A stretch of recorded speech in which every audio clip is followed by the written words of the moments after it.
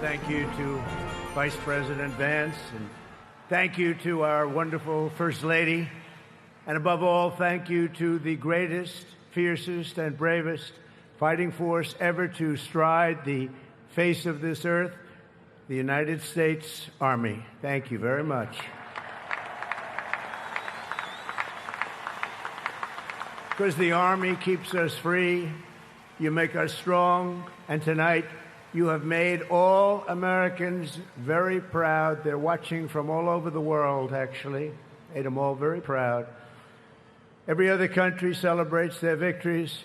It's about time America did too. That's what we're doing tonight. And watching this magnificent display, our souls are filled with gratitude for every generation of warriors who have worn the uniform all the way back to the very beginning. So to every veteran across our land and right here in our nation's capital, including 6 recipients of the Congressional Medal of Honor, we love you, we honor you, and we salute your noble service to our flag and to our country. As we celebrate tonight, we also think of the hundreds of thousands of Army soldiers who have made the supreme sacrifice for our nation and selflessly laid down their lives in every war, from the Revolution to the War on Terror. To the Gold Star families with us today, the courage of your heroes is the bedrock on which our entire nation stands. We thank you. Yes, we thank you.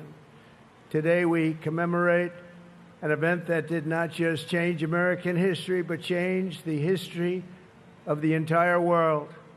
With the creation of America's Army on June 14th, 1775, liberty got its shield and the freedom got its sword.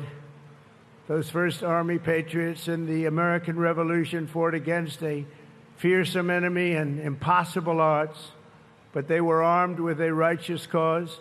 They were led by an indomitable commander, a truly great man, General George Washington, and they were united by an eternal creed.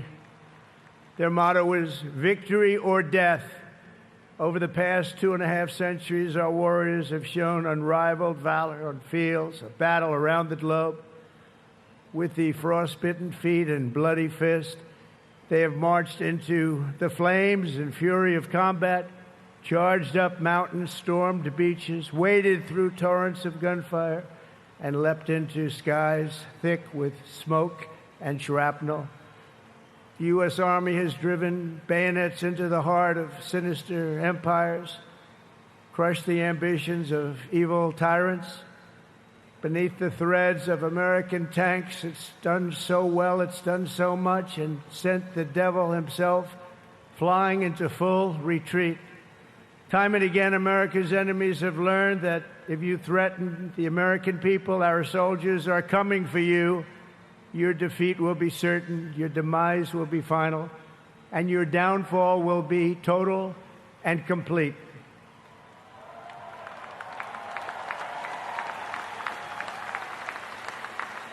Because our soldiers never give up, never surrender, and never, ever quit. They fight, fight, fight, and they win, win, win. And that's why no institution in history has entered more names into the roster of American heroes than the U.S. Army, the Congressional Medal of Honor, more than anyone or anything. There was Mad Anthony Wayne, asked by George Washington to lead a daring midnight raid up the cliffs of Stony Point with unloaded muskets and only their bayonets to fight the redcoats. Mad Anthony replied, "Issue the order, sir, and I will storm into hell for you." Then there was the Civil War general, John Corse, shot in the face in combat. He fired off a message to his commander: "I am short a cheekbone and one ear, but I am able to whip the hell out of all of them." He stayed on the front lines, it seemed forever.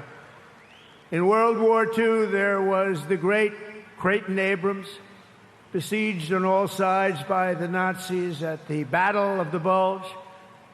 He boldly proclaimed, "They've got us surrounded again, the poor bastards." This is the fighting spirit and unyielding force of the U.S. Army. It has never changed, and it will never, ever change, because there is no earthly force more powerful than the brave heart of a U.S. infantryman or an Army Ranger, paratrooper, or Green Beret. They are the best. They are the finest. From Bunker Hill to San Juan Hill, from Gettysburg to Guadalcanal, from Yorktown to Shiloh, and from the trenches of the Argonne to the mountains of Afghanistan, the Army has forged a legacy of unmatched courage, untold sacrifice, and unequaled and undying glory. Our soldiers have poured out their blood by the bucketful on Missionary Ridge and Heartbreak Ridge, on the sands of Sicily, Normandy, and the Philippines, and on the dusty streets of Da Nang, Baghdad, and Fallujah. Thanks to their extraordinary service and devotion, 250 years later, America stands tall, America stands proud, and America stands free. We're the hottest country in the world right now, and our country will soon be greater and stronger than ever before. Down through history, we've been blessed beyond words by this valiant legion of Army warriors and patriots, heroes and legends. And tonight we affirm with unwavering certainty that in the years ahead and in every generation hence, whenever duty calls and whatever danger comes, the American soldier will be there.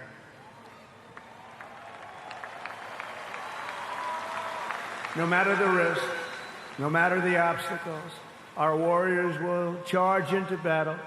They will plunge into the crucible of fire, and they will seize the crown of victory, because the United States of America will always have the grace of Almighty God and the iron will of the United States Army. Congratulations to everybody. We love our country. We've never done better. Thank you. God bless you. God bless the Army, and God bless America.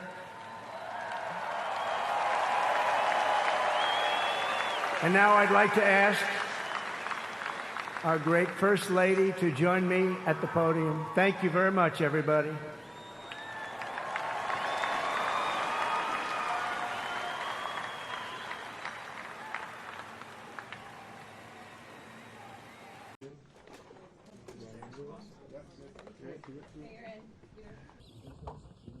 We good to go?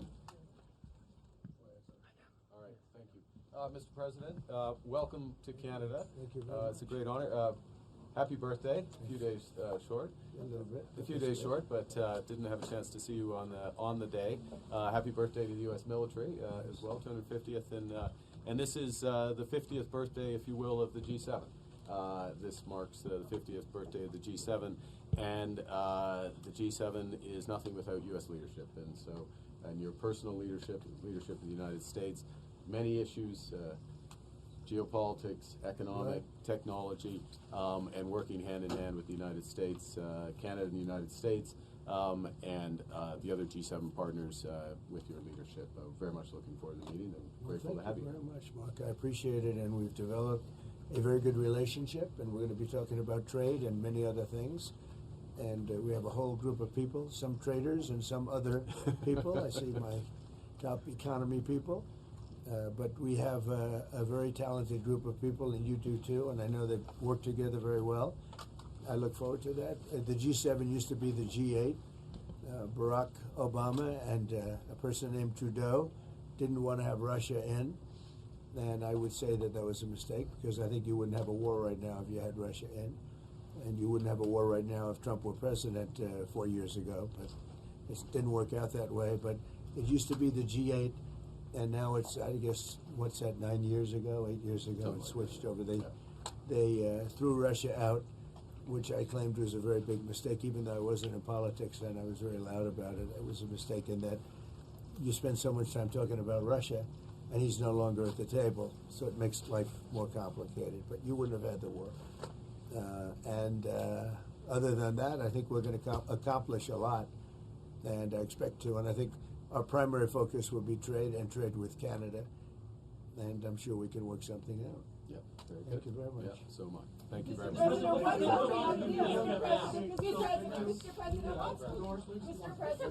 think up a deal with Canada. How close are you Say to a it. deal?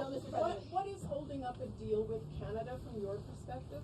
It's not so much holding up. I think we have different concepts. I have a tariff concept, and Mark has a different concept, which is something that some people like. But we're going to see if we can get to the bottom of it today.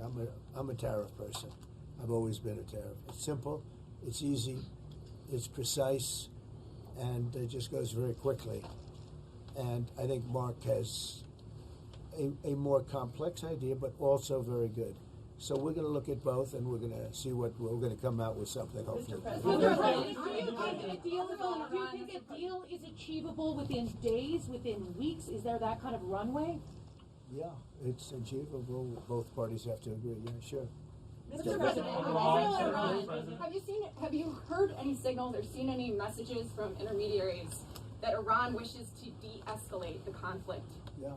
What have you heard? What have you heard from the Iranians? They'd like to talk, but they should have done that before. I had 60 days, and they had 60 days, and on the 61st day, I said, we don't have a deal.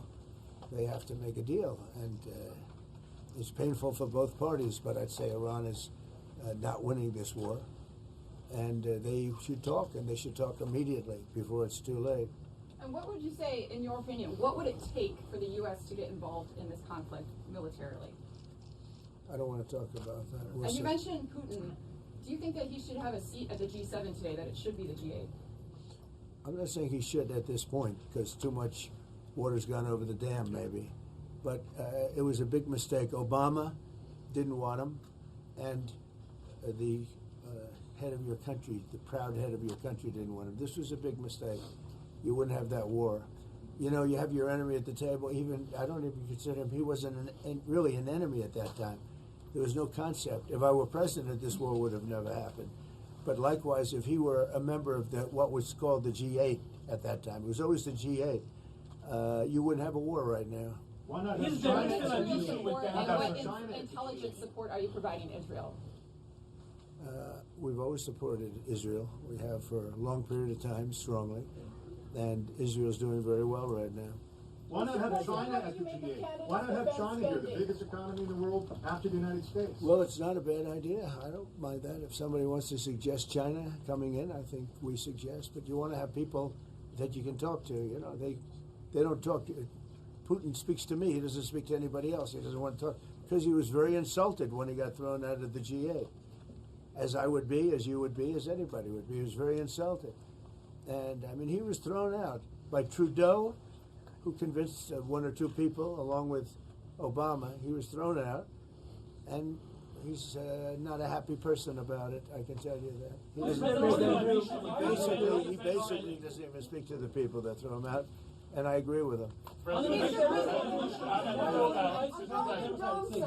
On immigration, why are you ordering ICE to target Democratic inner cities? What's behind that? I don't know what you're saying. You did a post last night where you said you want ICE to really target Democratic. Yeah, I want them to focus on the cities, because the cities are where you really have what's called sanctuary cities, and that's where the people are. I look at New York, I look at Chicago. I mean, you got a really bad governor in Chicago and a bad mayor, but the governor's probably the worst in the country, Pritzker. But I look at how that city has been overrun by criminals, and you know, New York and L.A. Look at L.A. L.A. Those people weren't from L.A. They weren't from California. Most of those people, many of those people, and yeah, that's a focus. Biden allowed 21 million people to come into our country. Of that, vast numbers of those people were murderers, killers, people from gangs, people from jails. They emptied their jails out into the U.S. Most of those people are in the cities, all blue cities, all Democrat-run cities, and they think they're going to use them to vote. It's not going to happen. You said it would take 2 weeks to decide if If you don't mind, just I'm going to exercise my role, if you will, as G7 chair, since we have a few more minutes with the president and his team, and then we actually have to start the meeting to address some of these big issues. So, alors merci beaucoup pour vos questions. Thank you. That's it. That's it. Thank you very much. Out. Go, guys. Out. The White House opened about 1800, a little before that, just a tad. And I've always said, why doesn't it have a flagpole from the grass? They call it a flagpole from the grass. They have a little one on top, a very little one. This is about the largest you'll ever see, and it's tapered. It's at a quality that you guys rarely get to even put up. They do that for a living. They're incredible people. I don't know them, but I love them. And I would bet that they all voted for Trump. I mean, I don't know for a fact, but I think so. But we're about to lift it, and we also have one going on what's called the front or the north. We have one going there, identical. So we'll have one on this side of the building, we'll have one on that side of the building properly placed. In this case, we had a lot of choices, putting it on that hill, putting it different places. It's such a beautiful pole, we thought we'd put it near. I mean, it always looks best when it's near a Doral. I put it right near. I have a similar pole. And these are the best poles anywhere in the country, or in the world, actually. They're tapered. They have the nice top. You know, I don't know if you people are aesthetic. You know, they're the fake news. I don't know if I don't know if they're. But it's a very exciting project to me. And then at 11 o'clock, we're lifting the flag. But we're going to lift the pole now, and then they're going to the other side, get that, and then we're going to do, I think, 2 flag liftings. We'll be putting it up at 11 on here, and a couple of minutes later on the other side. We'll start here at 11. So that'll be very nice, very patriotic. We're doing well and as a country. If the Fed would ever lower rates, you know, would buy debt for a lot less. It's a shame. This guy, I have a guy, do you ever have a guy that's not a smart person and you're dealing with him and you have to deal? He's not a smart guy. He's worried about inflation. I said, that's right. If there's inflation in 6 months or 9 months, you lower the rates or you raise the rates. You can do whatever you want, Brian, right? So let's say there's rampant inflation, which there's none. You know what there is? A success. I got a call from Congress last night. Sir, there's a problem. I said, what is it? Money is pouring in. We don't know how to account for it. I said, check the tariffs. $88 billion came in from tariffs. No inflation. And it's going to get even more so. I know what I'm doing. So we have a stupid person, frankly, at the Fed. He probably won't cut today. Europe had 10 cuts, and we had none. And I guess he's a political guy. I don't know. He's a political guy who's not a smart person, but he's costing the country a fortune. So what I'm going to do is, you know, he gets out in about 9 months. He gets fortunately terminated. Biden, I would have never reappointed him. Biden reappointed him. I don't know why that is, but I guess maybe he was a Democrat. You know, I got great advice from Mnuchin on this one. Great advice. But he's done a poor job. So we have no inflation. We have only success. And I'd like to see interest rates get down. Now, Biden did a lot of very short-term debt. So we have short-term debt coming due. And because of this guy's rates, you know, if he'd lowered a point, I'd pay about a point less. Then if he'd lowered 2 points, I'd pay about 2 points less. And that's for 10 years, 12 years, 15 years, 5 years. It's hundreds of billions. It's even trillions of dollars that we're going to lose because of this too late. I call him Too Late Pal because he's always too late. I mean, if you look at him, every time I did this, I was right 100%. He was wrong. Maybe I should go to the Fed. Am I allowed to appoint myself, Doug? I don't know. Am I allowed to appoint myself at the Fed? I do a much better job than these people. So anyway, we should be 2 points lower. It'd be nice to be 2.5 points lower. We'd be saving $800 billion, $700 billion. That's a lot of money. Think of it, for nothing, for absolutely nothing. We'd save $600, $700, $800 billion. We have, I think we're 38th now in interest, and we should be number 1. We should be the lowest. But, and by the way, if he's worried about inflation, that's okay. I understand that. I don't think there's going to be any. So far, there hasn't. I mean, we have almost no inflation. We've done a great job. We had, when I came in, we had a lot of inflation. We went through 4 years of the highest inflation in the history of our country with Sleepy Joe Biden. And Sleepy Joe. And he didn't know what the hell he was doing. And so we had the highest inflation we've ever had in the history of our country. And then it came down because when I got elected, it started dropping because people understood that I knew what I was doing. But now we have a man that just refuses to lower the Fed rate, just refuses to do it. And he's not a smart person. I don't even think he's that political. I think he hates me, but that's okay. You know, he should. He should. I call him every name in the book, trying to get him to do something. I've been nice to him. I do it always. I don't know how to sell. I've been so nice to him, fellas, you wouldn't believe. Let's have dinner. Too late? I'd call him too late. Come on, too late. Let's have dinner. I do it every way in the book. I'm nasty. I'm nice. Nothing works. He's like just a stupid person. But I don't expect anything. Maybe he does a little bit, but we should be 2.5 points. Remember, Europe had 10 cuts. We had none. We're paying more rate, more interest than a lot of European nations that can't carry our suitcase. I'm going to be nice. It's another expression. You know what the other expression, can't carry your, you know what it is, but I shouldn't use it in front of the fake news. So it's very sad to see it, and what I'm going to do is I'm going to go very short term, like 6 months, 7 months, 8 months. Wait till this guy gets out, get the rates way down, and then go long term. Because we have a tremendous appetite for our debt, because our country is doing well. But think of it, I got a call from Congress 3 nights ago. Sir, we can't account for the money coming in. I said, that's a good problem. You know, the bad problem is we don't have any money. They can't account. There's so much more money than we thought is coming into the Treasury. We don't know where it's coming from, sir. I said, check out the tariffs. He calls back about a day later. Wow, I think you were right. Yeah, I was right. That's nothing. You haven't seen anything yet. More importantly than the money coming in, we have factories being built, AI, auto factories. 2 of them stopped yesterday in Mexico, you read, and they're coming here because they don't want to pay the tariffs. They can't pay the tariffs. It doesn't work. So I just want to wish you a lot of luck with the new flagpole. We have 2 of them, and we're going to do this one now, then we're going to do the other one. 11 o'clock or so, we're going to have a flag raising, which will be great. And I got to get these guys back to work. They're making a fortune. They're standing around making a fortune. But remember this, somewhere in this group, there's somebody that is going to captivate some movie producer. Not Harvey Weinstein, but somebody else. Harvey's seen a better day. So it won't be Harvey, but it'll be somebody. And it'll say, that guy is perfect for a movie. And you're going to become a star, and your friends are going to call you, and you won't even return their phone call anymore. You know? You say, what do you do for a living? I put up flagpoles. I'm not even going to talk to you. I'm a big movie star. So some way you have that. Anyway, let's have a good, they call it a lifting.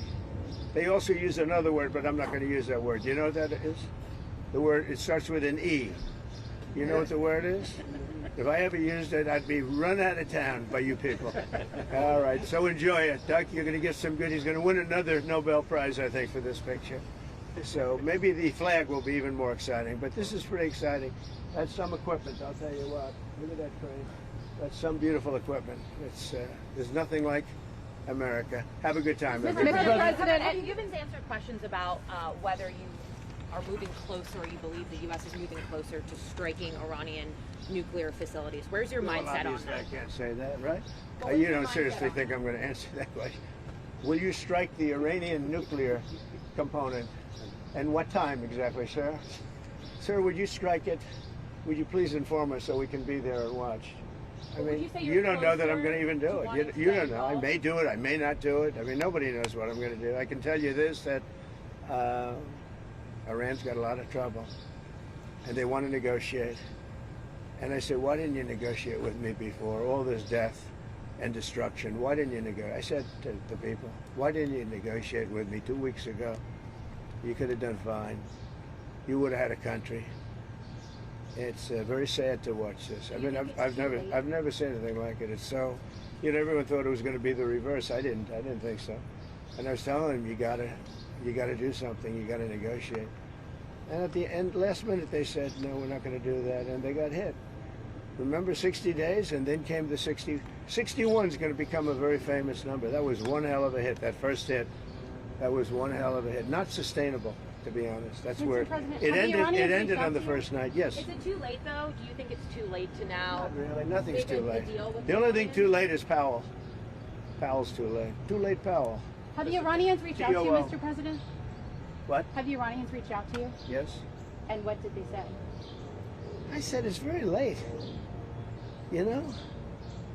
I said it's very late to be talking. Mr. President. We may meet. It's.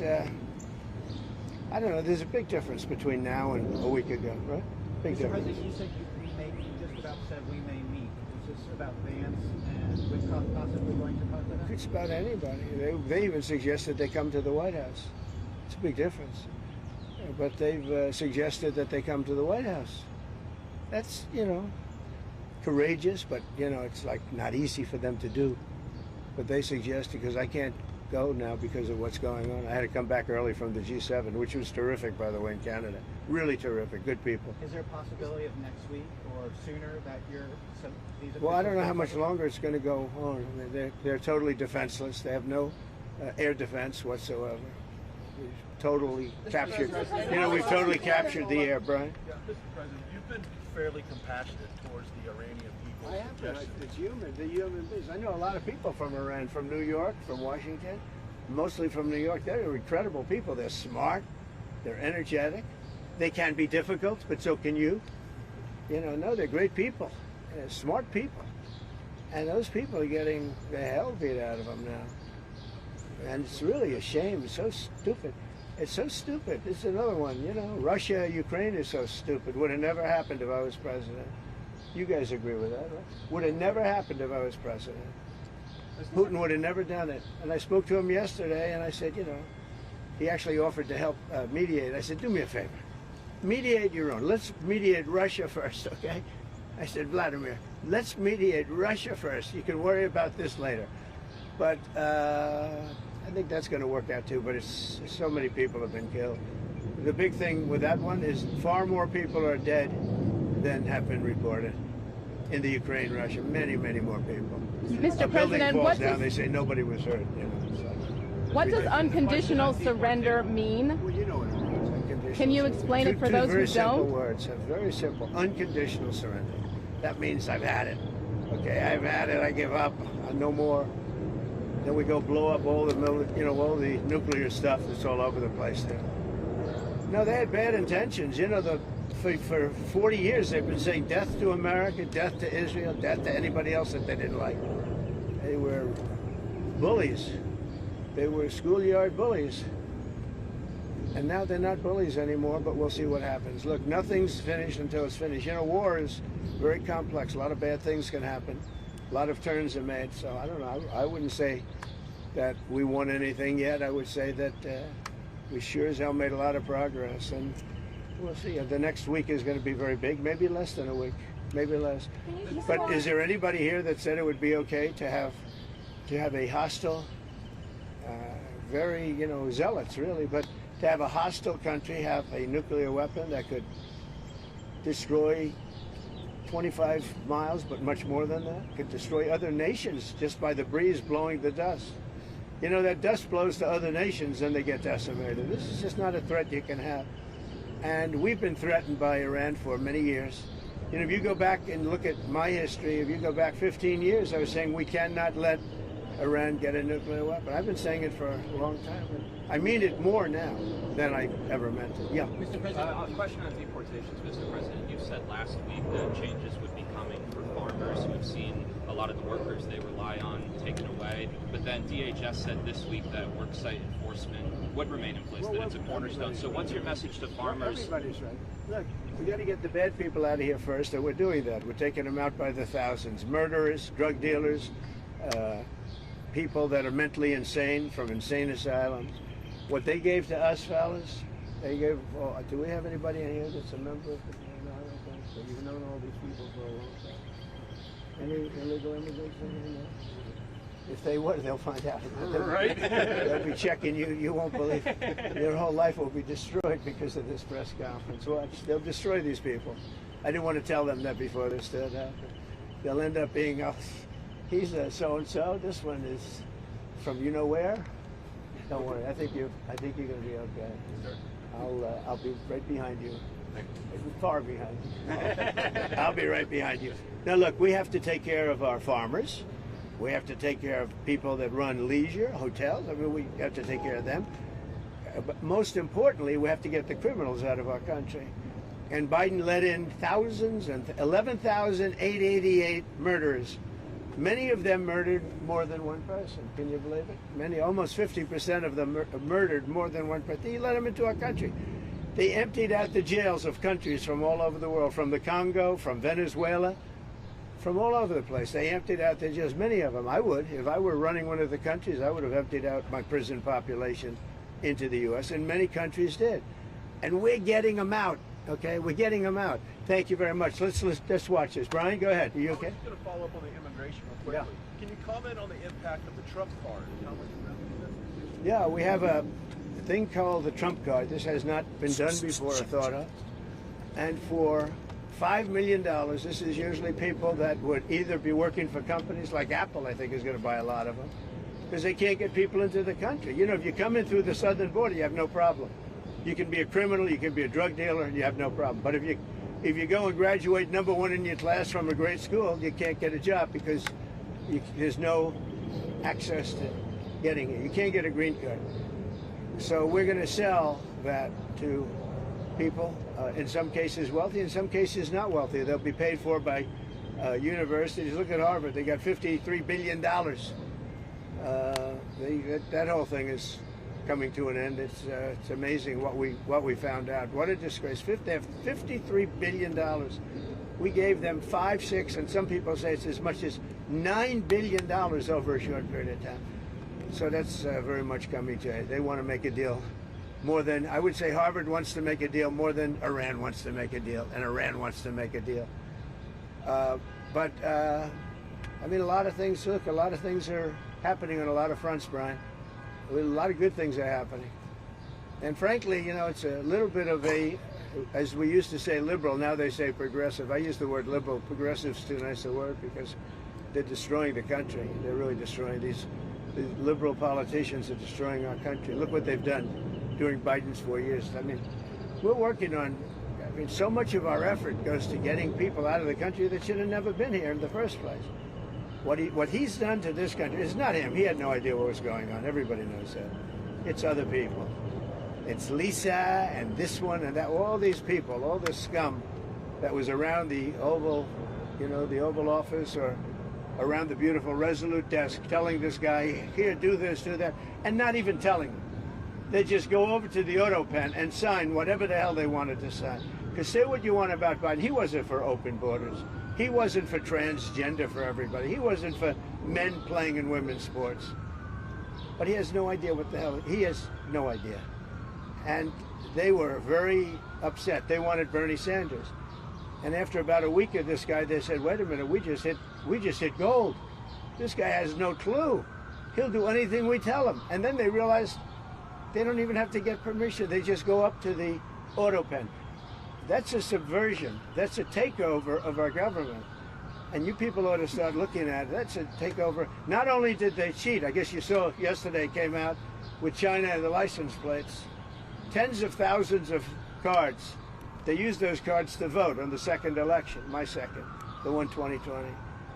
Because as everybody here knows, I won that election by a lot. But the only good thing I can say is this is a much more historic term than I think I could have had as a second term. This is a much more historic election. And now we're going to put up a beautiful flagpole, and we're going to put up a flag. And I hope you enjoy it. And let's see how real people work. These are real people. You're not real people. Your job is too easy. Okay? Last one around, Mr. President. How tall is the flagpole? Close to 100 feet. Real quick from Pakistan, sir. You have a meeting today with the Pakistani Army Chief of Staff. What are you looking forward to achieving diplomatically? Well, I stopped a war between Pakistan. I love Pakistan. I think Modi is a fantastic man. I spoke to him last night. We're going to make a trade deal with Modi of India. But I stopped the war between Pakistan and India. This man was extremely influential in stopping it from the Pakistan side, Modi from the India side, and others.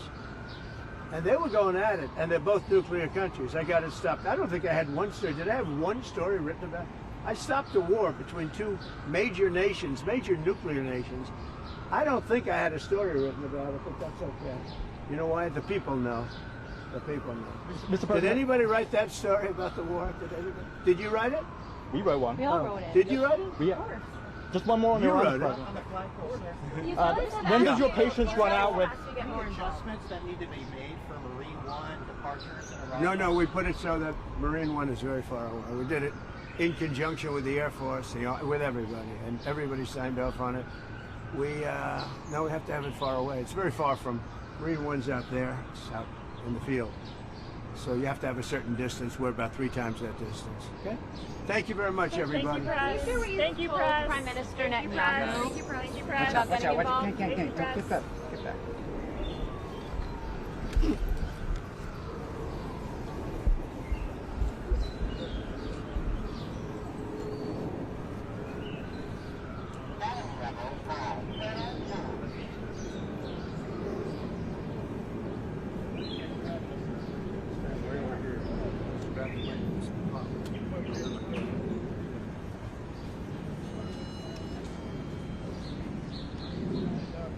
You have a good view over there? If you want, you can come over here. Come on over here.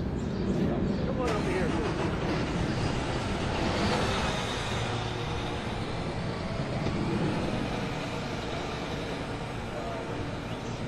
You sure?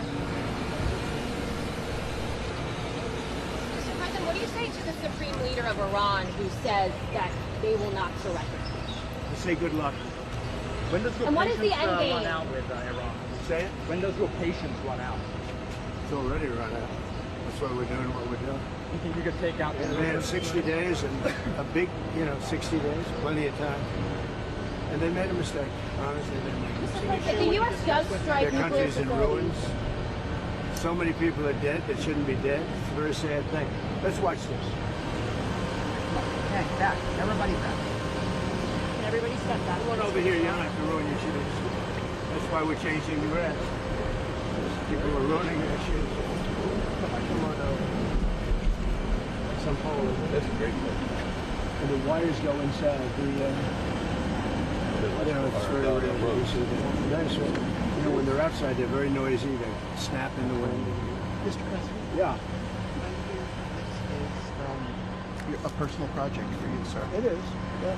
Well, I'm paying for it. How much are these costing you? Wow. I'd say each ball is like $50,000. Is there any update on the ballroom? Yeah, we start pretty soon. Where we did have that a go? beautiful ballroom. Good question. Right here. See your east wind goes from here all. See the big piece of land over here? Goes all the way over to there. We've done it really, really good. We're using one of the top architects. How large will the flags be? They're big. They're beautiful. They're big. Mr. President, do you still intend to go to NATO? Yeah, I'll be game. Think so. Amazing equipment in there when you think, huh? Like hard-working people of What America. they do, the mind, what they can develop. No, look, they don't know what we're doing. They don't know it's tough or it's easy. They just want to put up flags and go to work. These are great workers. What gave you the idea to do this? I've had it for a long time. The first time I had it, but you guys were after me. I said I had to focus. I was the hunted, and now I'm the hunter. It's a big difference. Big nice difference. to be the hunter. But he was the same no matter what. Yeah, it is surprising that out of all the presidents we've had, that this has never taken place. Look at it. It's crazy. Look, there's a little flagpole that's like 15 feet high. A little tiny flag up top.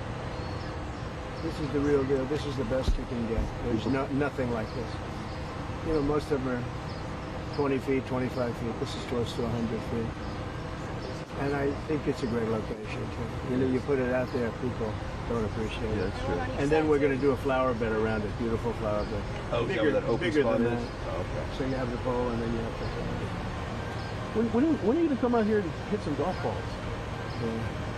When you find time in your schedule. 35 club championships. You all know that. I know that. 35 club championships. I haven't hit a ball in 3 weeks, 4 weeks. Time to get out there. It's time to get a little busy. Would you rather have me be doing what I'm doing? Of course. In the end. See the way they have that hoisted, it's great. Wow. Because if you lift it up from one, you have to lift it from the bottom, but you have to get it there. But if you lifted it from without that, the whole thing would split.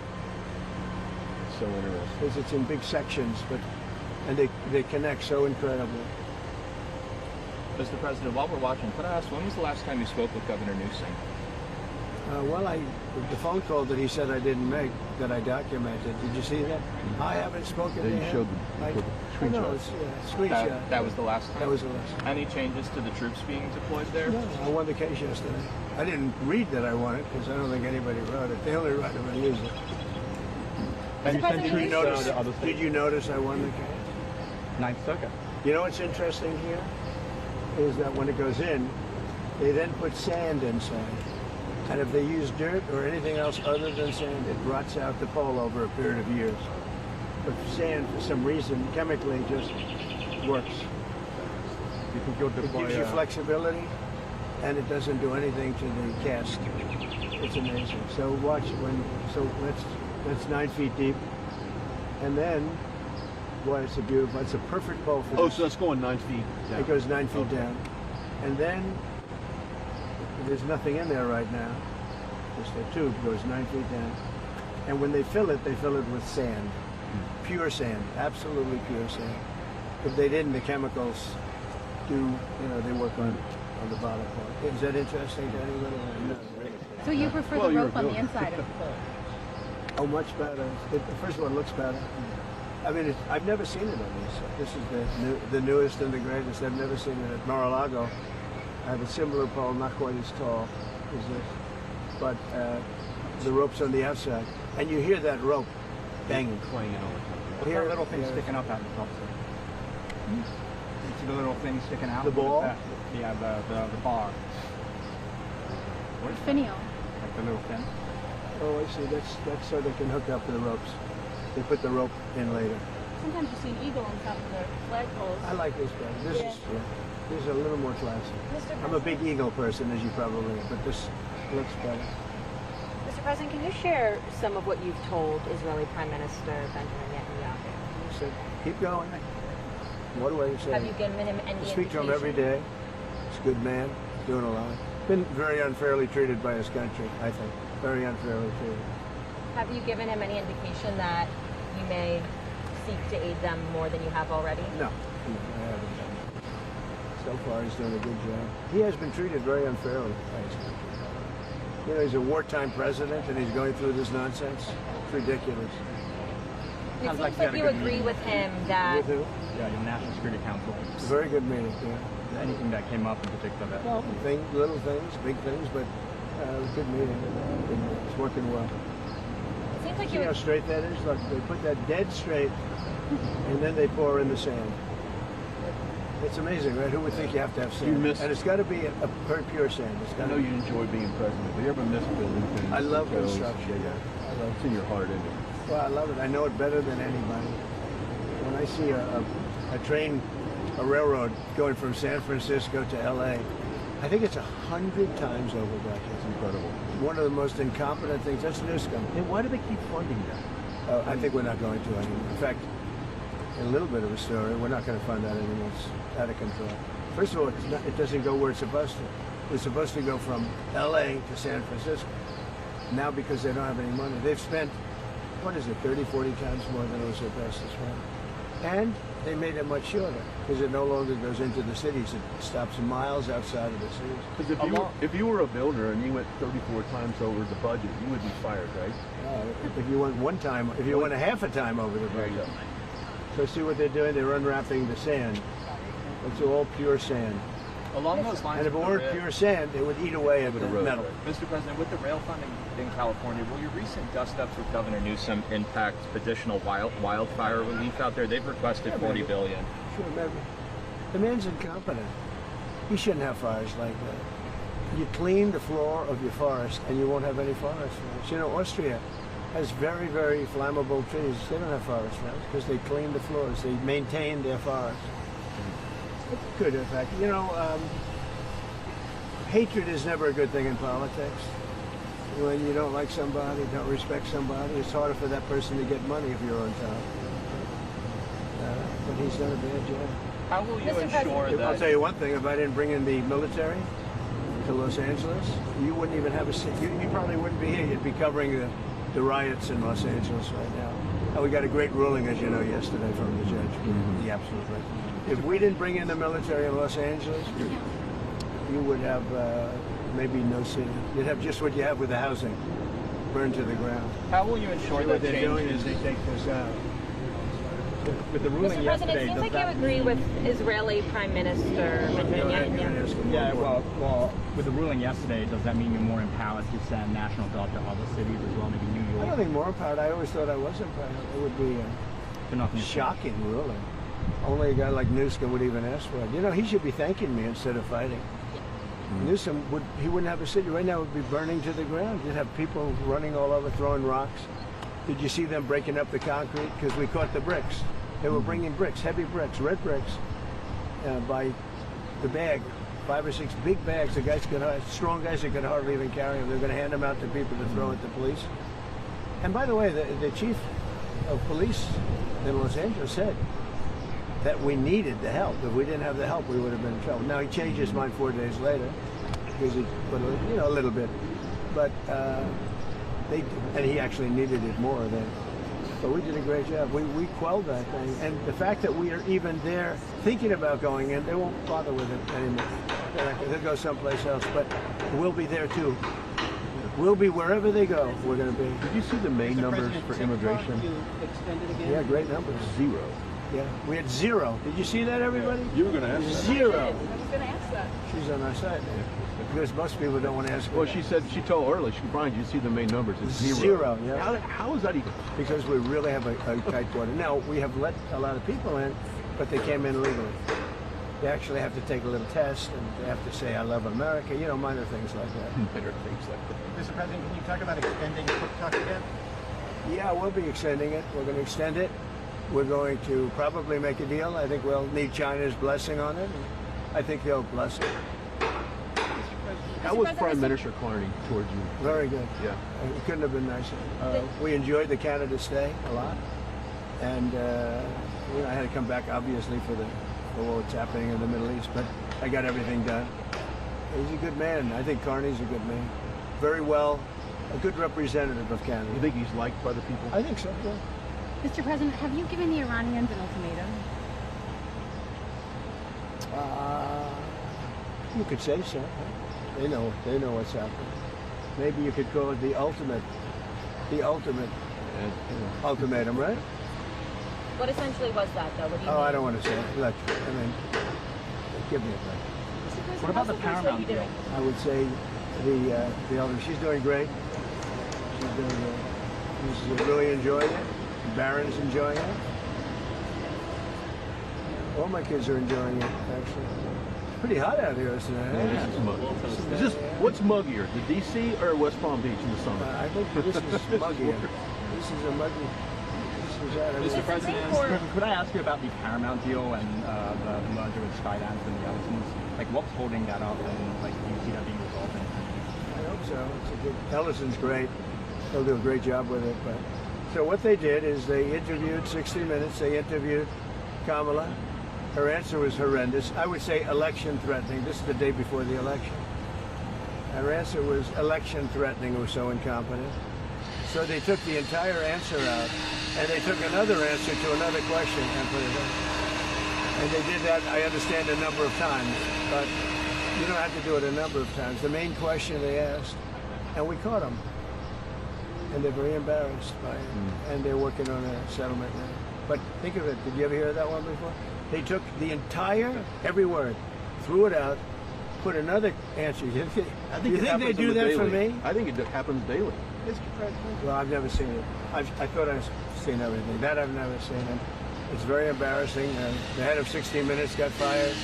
The head of CBS got fired. They're all getting fired. But do you think see what they're doing here? What are they doing right now? This is only if you're in construction. This is exciting. See, they have to get it perfectly straight. And once it's perfect, then they pour in the sand, and it's there for 100 years. Mr. President, as the Senate works on the big, beautiful bill, it seems like SALT is going to be a really big issue between Senate Republicans and House Republicans. So what are you telling senators? Because the New York Republicans on the House side are making clear that that's a red line for them. Well, if it were a red line, then get ready for a 68% tax increase in 1929, because we're taking care of that issue too. You know what that is? That's debt ceiling. The debt ceiling, we have to move the debt. And if we don't move the debt, it's you violate covenants. It's a terrible thing. Actually, Pocahontas even agreed with me on that. She's been wanting to get rid of the debt ceiling because she said it's too violent. It is violent. So I mean, anybody that votes against it, they voted to give a 68% tax increase, and many other bets. There would be no money for the border. You know, we have billions of dollars allocated to immigration, the border, keeping criminals out, getting criminals out too. If that doesn't pass, you'll get a 68% tax increase. And I would say this, any senator that votes against it, and that includes Democrats, I think they'll be finished in politics. On SALT specifically, do you think Senate Republicans or House Republicans will have to bend more in order to get the bill at large? I don't know. We're going to see how it works out. It's a very difficult issue, to be honest with you. It's very difficult, and I understand both sides, but we'll just have to see. Hopefully a compromise or something's going to be made, but it's a very difficult issue. But remember that, people say, what do you think? 68% tax, so all those numbers I told you, how well the economy is doing, it all gets wiped out. You'd have the largest tax increase in history by far, by 3 times, if they don't get the big, beautiful deal. I always say the great, big, beautiful deal. I put the word great in there. They took that out. It's going to be great, big. If we get that passed, it'll be the best, one of the greatest pieces. And that's just the beginning of a lot of things that are going to happen. Because we're going to get numbers down. We're going to get them way down. But that's the beginning. That's our big first step. But it's the most important piece of legislation. In terms of dollar value and everything else, there's nothing as big as that. Speaking of tax, they thought that might be 7 or 8 bills. It's all in one. Speaking of taxes, starting in July 1st, California is upping the tax on gasoline again per gallon. I mean, that's... Well, I beat the California mandate. Congress just passed a bill ending it. That was terrible. So what they were saying, everybody by 2030 has to have an electric car. People don't want it. I'm all for electric cars, but you have to want one. And right now it's about 7%. But they were forcing everybody to have it. I ended that. And now they're coming out with more. No, in California, we've got some gas stations where just 2 weeks ago, it was $1.98, $1.99. We've got the gas down below. Then we have this little situation which will drive it up a little bit, but very little. And it's going to come down again. Going to give people a lot of extra money. Groceries are down. Eggs are down. The eggs, right? They hit me the first week about eggs. But no, I think that, look, you know what I do whenever I talk about Gavin Newsom? I say, look at the railroad. Look at the railroad. It's not even possible. Do you think he comes out and sees the construction workers? I don't think so. I don't think you put an American flag in front of the Capitol in Sacramento either. Mr. President, some of your supporters are split on the U.S. response to... Who are you with? CNN. No. There's a split, Fake though. news. Fortunately, nobody watches. But my question is anybody watching CNN nowadays? I haven't seen it in a long time. But some of your supporters are wary of the U.S. getting involved in another foreign wall, and some believe that we should support. Do you ever ask a positive question at CNN? My supporters are more in love with me today, and I'm in love with them more than they were even at election time, where we had a total a landslide. We had, we won all 7 swing states. Did CNN report that? We won all 7 out of 7, which everyone said would be almost impossible. We won by millions of votes. We won 2,750 districts versus 505 districts. Think of that, 2,750 versus 505. And CNN... I think what she might be alluding to is the base is going to stay with you regardless. And you've gone through different tests, regardless. But some of the people in the base don't want a long-term war. They're afraid that we're going to get into a long-term war. We're not looking for a long-term war. We're looking... I only want one thing. Iran cannot have a nuclear weapon. Right. That's it. I'm not looking long-term, short-term. And I've been saying that for 20 years. I've been saying it as a civilian who got a lot of publicity. People would cover it. Very simply, Iran cannot have a nuclear weapon. That's it. It's not a question of anything else. And if you did, you wouldn't have much of a country because they would use it on us and they'd use it on other people and there'd be a terror all over the world. So I may have some people that are a little bit unhappy now, but I have some people that are very happy, and I have people outside of the base that can't believe that this is happening. They're so happy. And there was a poll that just came out today that my approval rating is the highest it's ever been. All I'm doing is saying you can't have a nuclear weapon. And I tried to do it nicely, and then on day 61 I said, let's go, because we can't let that happen. And I've been saying it for 20 years. But, okay, I'm going to leave. Thank you very much. Thank you, Mr. President. Thank you, Russ. Russ.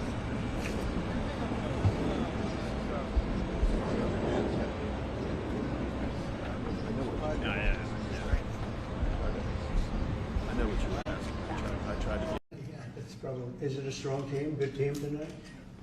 All teams are good. It's the best teams in the world who are here in America. Right, Johnny, you think? Best teams in the world are here. Well, we raised the American flag for you guys today. Well, it's quite a historic day. Looks nice out there, doesn't it? Beautiful. Even you agree, right? I think so. Do you agree?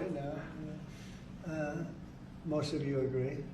So, do you have any questions, please? Do you know the latest on the evacuations out of Israel, Mr. President? Have you been updated on that? No, we're having a meeting in an hour. We have a meeting downstairs in 1 hour. Yeah. Mr. President, on Iran, if regime change does happen there, if the regime falls, do you have a plan for what you think would happen I there? have a plan for everything, but we'll see what happens. Got a ways to go. They should have made the deal. I had a great deal for them. They should have made that deal. 60 days we talked about it, and in the end they decided not to do it, and now they wish they did it. And they want to meet, but it's a little late to meet, but they want to meet, and they want to come to the White House. They'll even come to the White House. So we'll see. I may do that, but it's a shame it could have been done the easy way. Do you think the regime there could fall? Sure, anything could happen, right? Of that, sure, that could happen. Yeah, Mr. please. President, the Senate Judiciary Committee is holding a hearing on who exactly was running the White House under Joe Biden. Who do you think that was? I think the auto pen ran the White House. You know, we have an auto pen president before me. I think it's one of the greatest scandals in the history of this country, one of the biggest scandals. He wasn't making a decision. He was never for open borders where people came in from all over the world, from prisons and gangs and drug dealers and all of that, the mentally insane. He was never for that. He was never for open borders, and he was never for, if you think, he was never for transgender for everybody, or men playing in women's sports. You know, he was never for that. Have you ever had women? Could a woman make your team, fellas? Tell me. You think? You're being nice.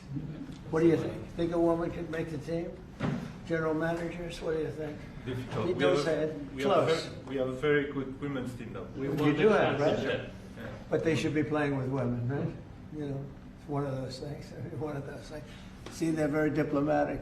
As you're making your decision on Iran, obviously there's been a change from when you were pursuing a diplomatic negotiation. Yeah. Now you seem very open to the idea of potentially taking U.S. action. Obviously, you're not going to tell us that. Can you walk us through what contributed to that change, how you got to where you are in making your decision now? Well, I think it started the first night. I mean, you know, that first night was devastating. And it really knocked the one side off, as you know. It was a devastating evening, day. And it pretty much proceeded that way. I have a meeting in the war room in a little while. Situation room, as some people call it. So we're going to meet, we're going to see. We're in the midst of it. It's a terrible thing. I hate to see it. I hate to see all that death, so much death and destruction. But death primarily, that's what I hate to see. Does that mean you haven't made a decision yet on what to do? I have ideas as to what to do, but I haven't made a final. I like to make the final decision 1 second before it's due, you know, because things change. I mean, especially with war. Things change with war. It can go from one extreme to the other. War is very bad. There was no reason for this to be a war. There was no reason for Russia, Ukraine. A lot of wars there was no reason for. You know? You look right up there, I don't know, see the Declaration of Independence, and I say, I wonder if the Civil War always seemed to me maybe that could have been solved without losing 600,000 plus people. So a lot of It's very sad to see. It's very sad to see what's happening. But with that being said, I would say right now, Israel, from the standpoint of winning a war, is doing pretty well. Yeah, please. Mr. President, in your meeting today with the Chief of Staff of the Pakistani Army, did you talk about Iran? Did that come up? Is there anything you can share from that meeting? Yeah, well, they know Iran very well, better than most. And they're not happy about anything. It's not that they're bad with Israel. They know them both, actually, but they probably, maybe they know Iran better. But they see what's going on, and he agreed with me. The reason I had him here, I wanted to thank him for not going into the war, just, ending the war. And I want to thank, as you know, Prime Minister Modi just left, just a little while ago, just left. And we're working a trade deal with India. We're working a trade deal with Pakistan. And they were both here. But I was with Modi a few weeks ago. He was here, actually. But now we speak to him. And I'm so happy. There was a deal that two smart people, plus, they had people on their staff too, but two very smart people decided not to keep going with that war. That could have been a nuclear war. Those are two nuclear powers, big ones, big nuclear powers. And they decided that. So I was honored to meet him today. And if I can speak for sir, and for anyone who may want to answer, how has the travel bans from certain countries affected fans maybe coming in for the games, or is that not a consideration? Johnny, go ahead. Yeah, no, it's not a concern for us. For the games now in the Club World Cup, everything has been done in a very smooth way. We have an excellent collaboration, of course, with the president, but with the task force in particular. For next year, the World Cup, we have one more year to work, and the learnings that we have this year with the Club World Cup, which is historic, I say this to all the Americans, because it's the first ever Club World Cup, and it's played in the United States of America. So the learnings we'll have for this will apply them next year. And they're largely sold out, so I don't know. I don't think he's too worried about the travel ban. He doesn't know what the travel ban is, I don't think. Johnny, tell me what the travel ban is. He doesn't know what it is. He's largely sold out. Like tonight is totally. I've had friends, they heard about this meeting. They said, can you give me tickets? I don't know if I can get tickets. He won't give them to me. We can speak. Maybe John will give them to me. Yeah, please. Mr. President, two questions, if I could. One about Iran and then one domestically. With Iran, what's your message to Americans, both here and abroad, who are not only concerned about the U.S. potentially getting involved in another conflict in the Middle East, but worry about the potential for retaliation here at home? Yeah. Well, I don't want to get involved either, but I've been saying for 20 years, maybe longer, that Iran cannot have a nuclear weapon. I've been saying it for a long time. And I think they were a few weeks away from having one.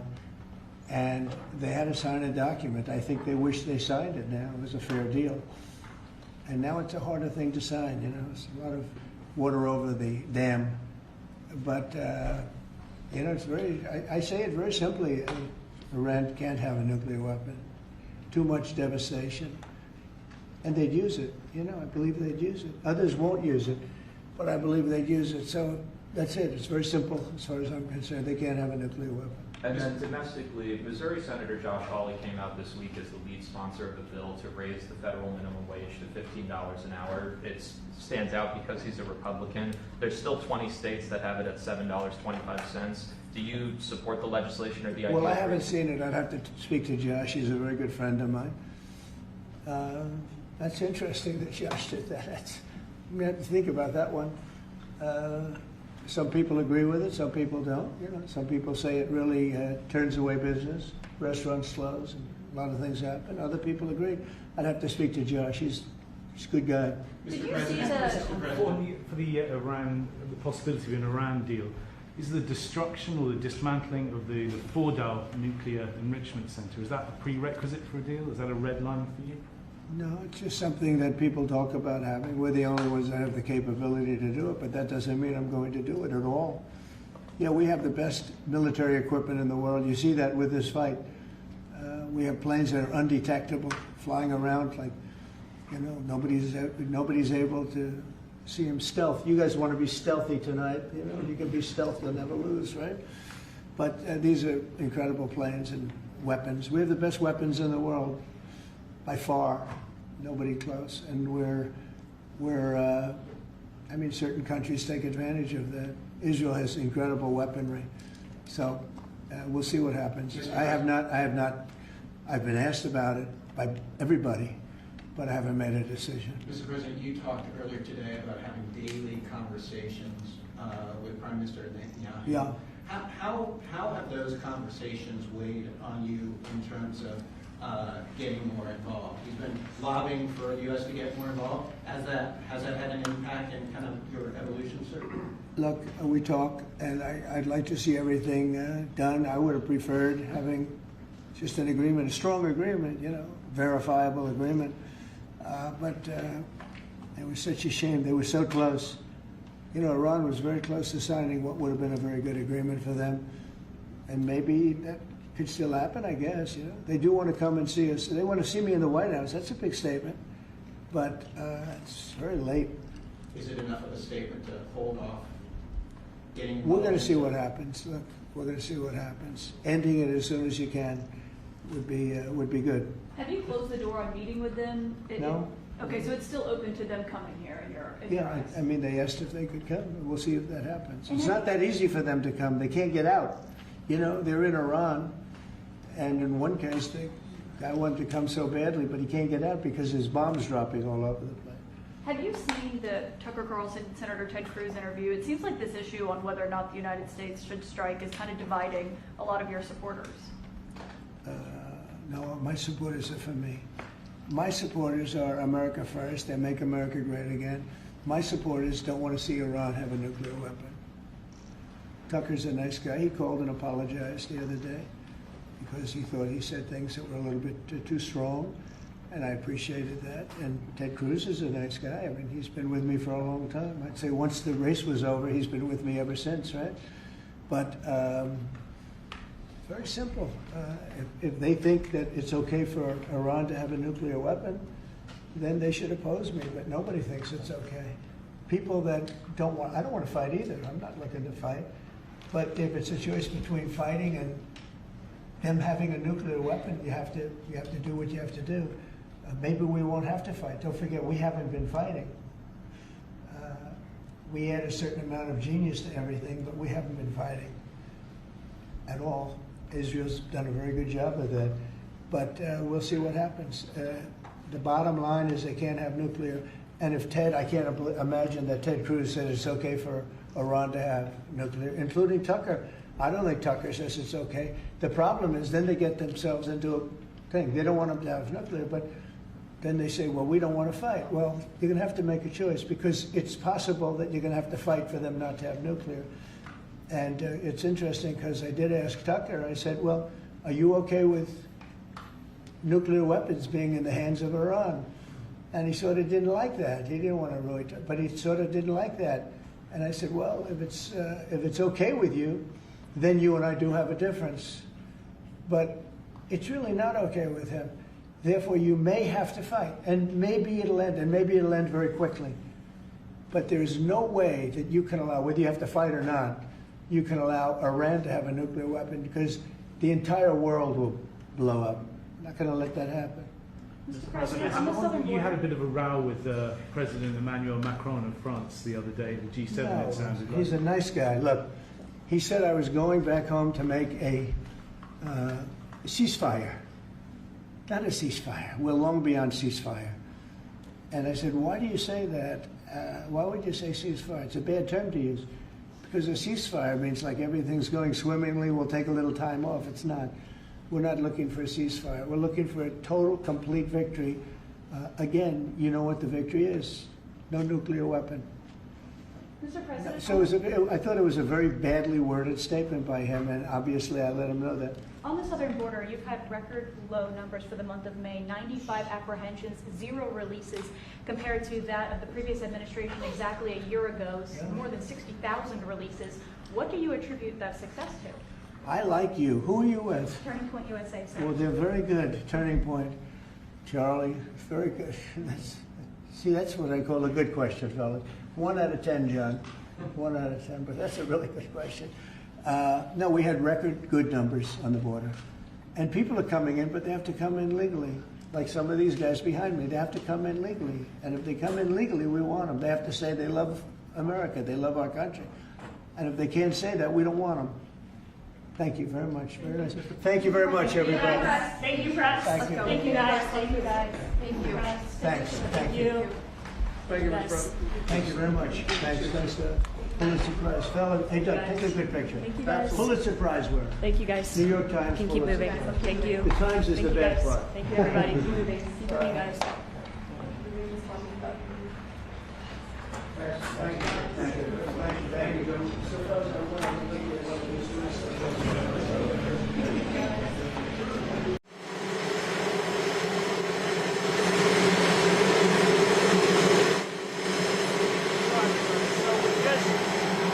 Learned that Rwanda, you know all about Rwanda, and the Congo will be doing a peace settlement, probably coming in on Monday or Tuesday. We're going to be signing it up, and we've stopped a very vicious war.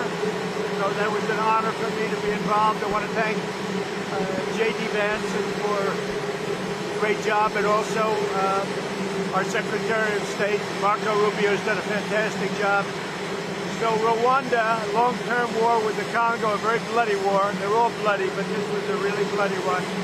He's going to be making peace with Congo, and they can get on to making trade deals with the United States and other places and have a much more normal form of life. We're very honored by that. As you know, we did a very great job with India and Pakistan, and we had India in. It looks like we're going to be making a trade deal with India. And we had Pakistan in. It looks like we're going to be making a trade deal with Pakistan. And it's a beautiful thing to watch.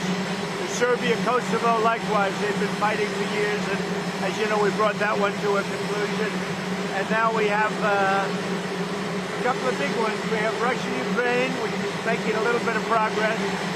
And we have Israel. And nobody really knows what that one is all about. We're going to find out pretty soon, I guess. The Iranian foreign minister this afternoon said if the U.S. is serious about negotiations that you would call up Israel and request that they stop their airstrikes. Will you make that request? Well, I think it's very hard to make that request right now. If somebody's winning, it's a little bit harder to do than if somebody's losing. But we're ready, willing, and able, and we've been speaking to Iran, and we'll see what happens. Mr. President, what was the thought process behind 2-week timetable?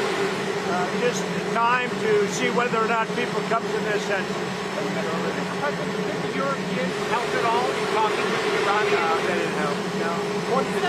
Iran doesn't want to speak to Europe. They want to speak to us.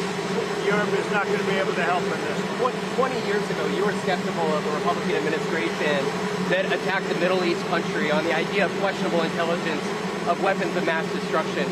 How is this moment different with Iran? Well, there were no weapons of mass destruction. I never thought there were. And that was somewhat pre-nuclear. You know, there was a nuclear age, but nothing like it is today. And it looked like I'm right about the material that they've gathered already. It's a tremendous amount of material. And I think within a matter of weeks, or certainly within a matter of months, they're going to be able to have a nuclear weapon. We can't let that happen. I was very much opposed to Iraq. I said it loud and clear, but I was a civilian, but I guess I got a lot of publicity. But I was very much opposed to the Iraq war. And I actually did say, don't go in, don't go in, don't go in. But I said, if you're going to go in, keep the oil. But they didn't do that. What intelligence do you have that Iran is building a nuclear weapon? Your intelligence community has said they have no evidence that they are at this point. Well, then my intelligence community is wrong. Who in the intelligence community said that? The Director of National Intelligence, Tulsi Gabbard. She's wrong. Mr. President, are the Chinese in any way helping Iran at this moment? We're hearing reports of mysterious planes landing in Iran from China. No, they say that they're there to take people out, but I can't tell you about that. I get along very well with China, get along very well with President Xi. I like him, he likes me. We have a very good relationship. We'll see what happens. I can't imagine them getting involved. Mr. President, that you need to make on Iran, whether to strike militarily, is this the biggest decision you will have to make as president? Well, I can't tell you that. I have to see what happens. I can't, really say that. It depends what the decision is. But I wouldn't really be able to tell you that now. I'll tell you in about a year from now, maybe 5 years or 10 years from now. You never know about decisions. You never really know. former president. Would you support a ceasefire while the negotiations happen? I might, depending on the circumstance. Would you, former Congressman Matt It's very Gaetz. hard to stop. I will say this. It's very hard to stop when you look at it. Israel's doing well in terms of war, and I think you would say that Iran is doing less well. It's a little bit hard to get somebody to stop. Liam Gosner was your former Congressman Matt Gaetz threw out an interesting idea suggesting that if you were to broker a deal where nuclear inspectors go into both Israel and Iran, that you could win a Nobel Peace Prize, and they might even rename it the Trump Peace Prize. Did you hear those? What do you think of that? Well, they should give me the Nobel Prize for Rwanda, and if you look the Congo, or you could say Serbia, Kosovo, you could say a lot of them. You could say, I mean, the big one is India and Pakistan. I should have gotten it 4 or 5 times. I should get it for the, I would think the Abraham Accords would be a good one too. But what do you They think won't of give that me a idea? Nobel Peace Prize because they only give it to liberals. But sending inspectors to have nuclear, or would you support Iran being able to have civilian nuclear energy capabilities up to 3.76%? You know, they're sitting on the top of one of the largest piles of oil in the world. I just don't know why they need that for civilian work. You know, it's one thing for certain countries to say, hey, I want to have a certain amount where I can go nuclear a little bit because we need it for electricity, we need it for air conditioners, etc. But when you're sitting on one of the largest oil piles anywhere in the world, it's a little bit hard to see why you need that. Yeah.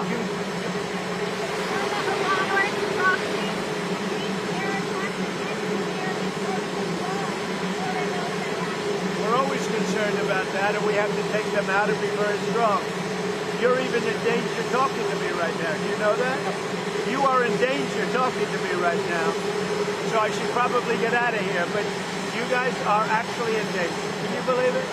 One more thing on Russia. What are your expectations that NATO countries spend 5% of their GDP on defense spending? Well, I think they should do that. I don't think we should, but I think they should. We've been supporting NATO so long. In many cases, I believe paying almost 100% the cost. So I don't think we should, but I think that the NATO countries should, absolutely. Would you like Spain decides not to? Well, NATO's going to have to deal with Spain. Spain's been a very low payer. They were always a very low payer. They were either good negotiators or they weren't doing the right thing. I mean, I think Spain has to pay what everybody else has to pay. Spain has been notorious for low pay. You know who else was the low payer, just about the lowest? A place called Canada.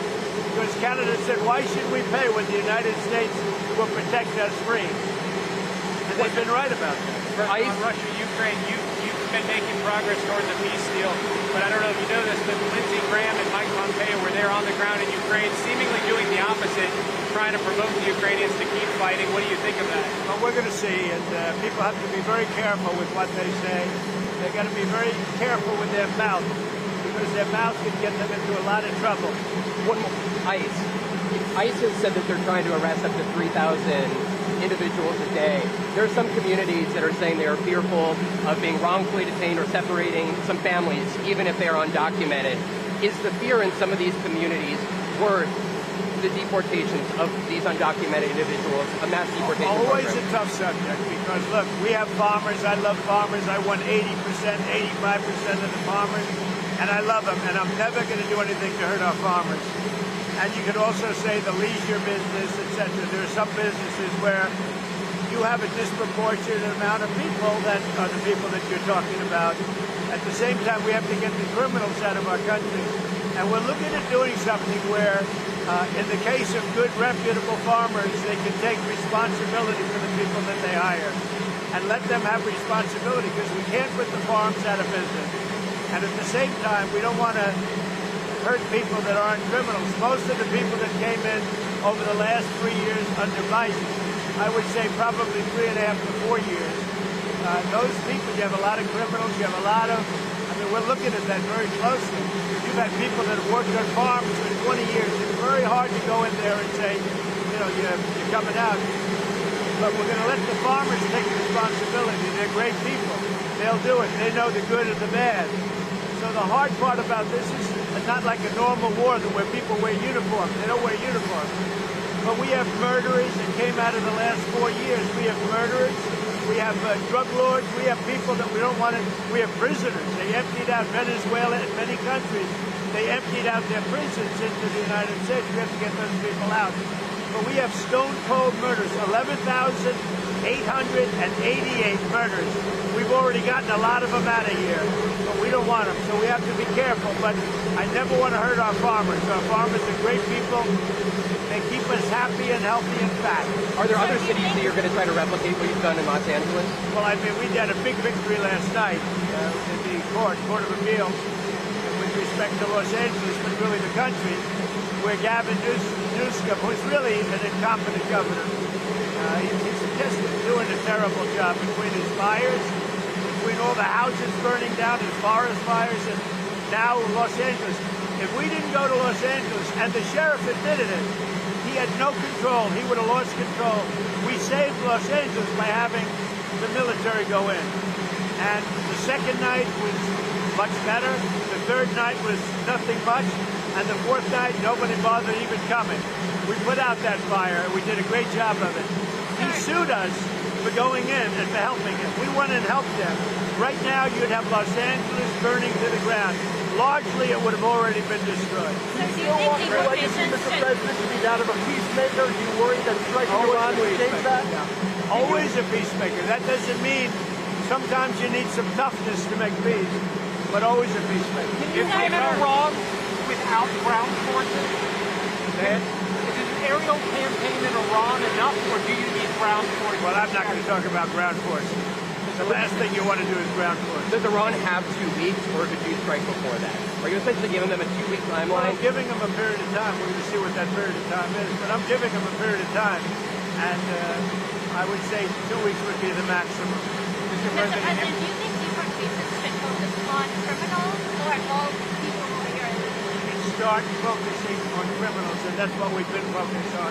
Very bad criminals, dangerous criminals. But Stephen Miller said to go out and arrest every person who's here illegally. He told ICE to arrest everyone who's here illegally. Do you agree with that? Stephen and I have a very good understanding. He's a terrific person. We have a great understanding. President, if there is an attack on U.S. assets, will you promise to conduct a full investigation and make it transparent with the American people before blaming Iran for such an attack? Well, if there's an attack, we'll know almost immediately with modern equipment who made the attack, and those people will be very, very unhappy.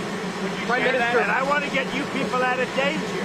You're in danger standing with me. One more. Prime Minister Netanyahu said that they had the capacity to take out all of Iran's nuclear facilities. So what role would the U.S. be able to play, and why would they, if Israel says that they have all of the ability? Well, I'm not sure he said that, but they really have a very limited capacity. They can break through a little section, but they can't go down very deep. They don't have that capacity. And we'll have to see what happens. Maybe it won't be necessary. Maybe it won't be necessary. Would you like to see Congress pass a bill that bans child transgender surgery? Well, I know they're talking about it, aren't they? We're going to have to see how it comes to me in what form. Certainly, it's been something I've been talking about also. Okay? Thank you. Be careful. Duck. Thank you, everybody. Thank you.